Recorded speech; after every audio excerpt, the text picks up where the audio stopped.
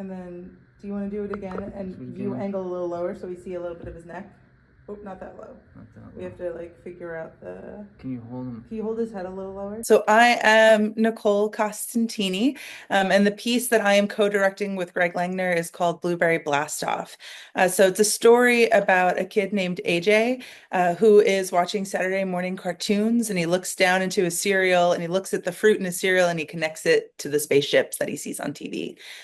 Later, and when he goes to the grocery store with his mom, he is standing in the produce section looking at the fruit and it comes to life. So it's all about his imagination and kind of playing with that a little bit. And so your piece is a film piece, and you're co-directing with somebody who's not in Atlanta. So what has that experience been like having to do this long distance? It's been interesting because Greg is in California, so there's 3 hours between us. But we've known each other for a really long time. And so it's been actually really nice to get to collaborate because then we talk more than we normally do. But syncing schedules has been interesting. Like yesterday, he timed a text to me at like 9:30 in the morning, my time, but I was really up at 6. So it was a little cross wires, but we figured it out. It's been interesting to figure out what pieces work digitally or what pieces he can do there and what pieces we're doing here and then how we combine them. So that's been, I think, the most interesting challenge so far for this. Okay. So what was the inspiration for the story? Like, how did you come up with this idea, or how did Greg come up with this idea? So I was eating blueberries and I got a container that had like just the really giant ones and they looked more oval than round. And I said, that kind of looks like a flying saucer.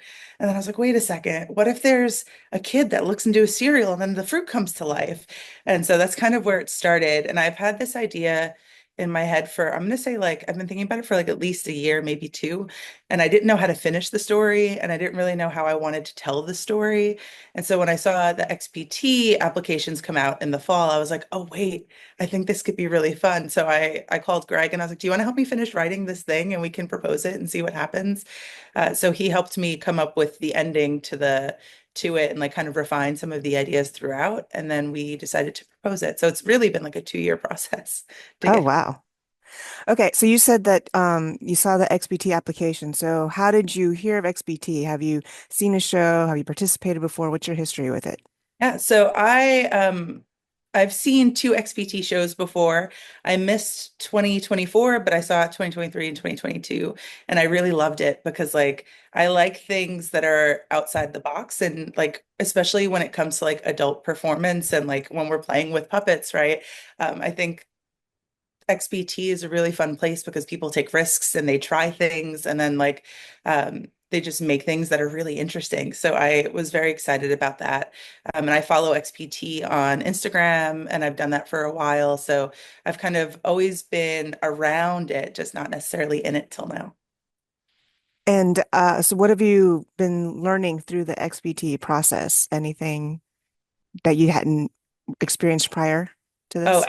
yeah. So I've always done like live performance. I've done storytelling and like experimental theater, but I've never adapted it for film. So this is the first time that I've ever had to like think about the logistics of live performance and what it would look like on a screen. And so some of the things that I know would carry like on a stage in front of an audience, now I have to be very particular about those angles or about the way the camera picks them up or like the lighting, which you do think of in live theater too, right? The lighting and like the stage pictures, but then translating it to film and making sure the story is still carrying has been very interesting to me because I've never done it before.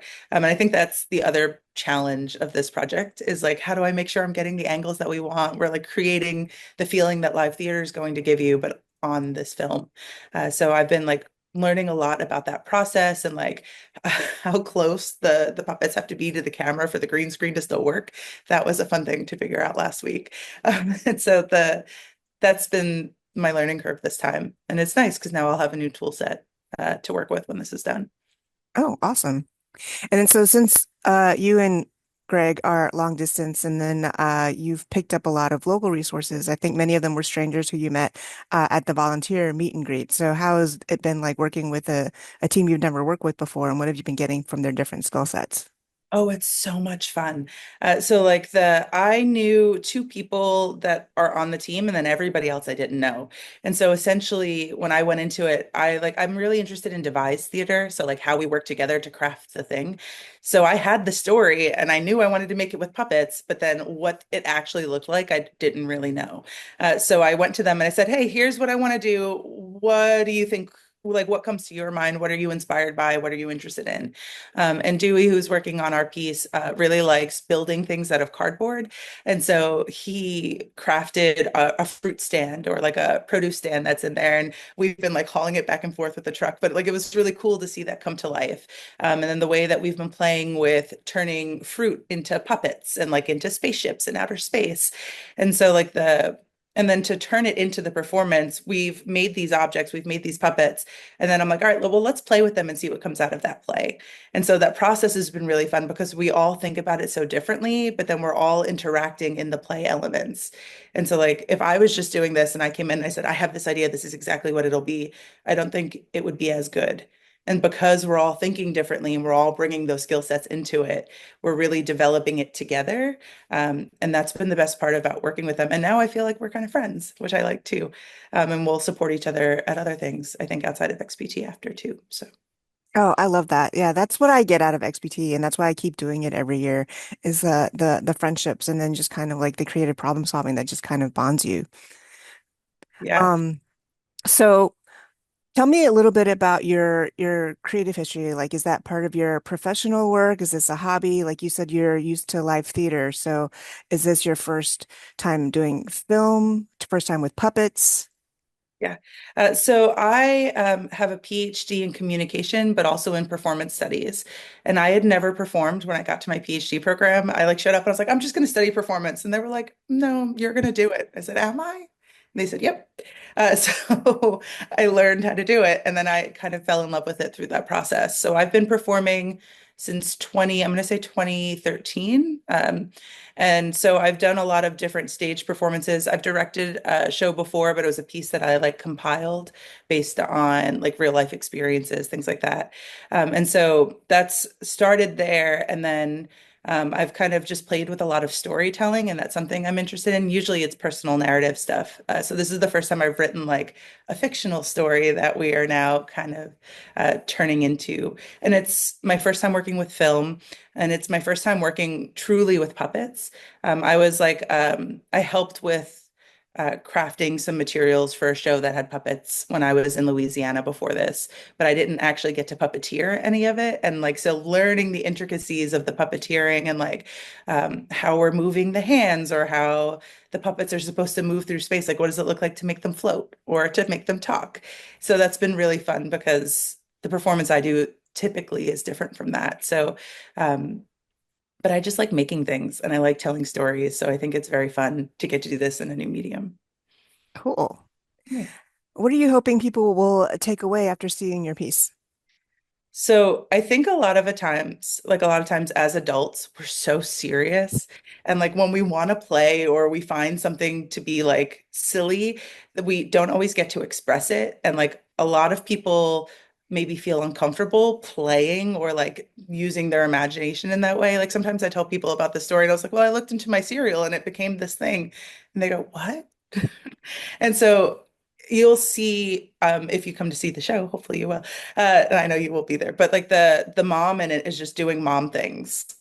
And the kid is having this whole experience and the mom misses it. And so like I think for me, it's the idea that even though we're adults, we still get to play and we can still find joy in those moments. And it's important for us to find joy in those moments and to let ourselves have them because they're around us all the time. But if we're so caught up in like, I have to get from one task to the next task, we miss those moments.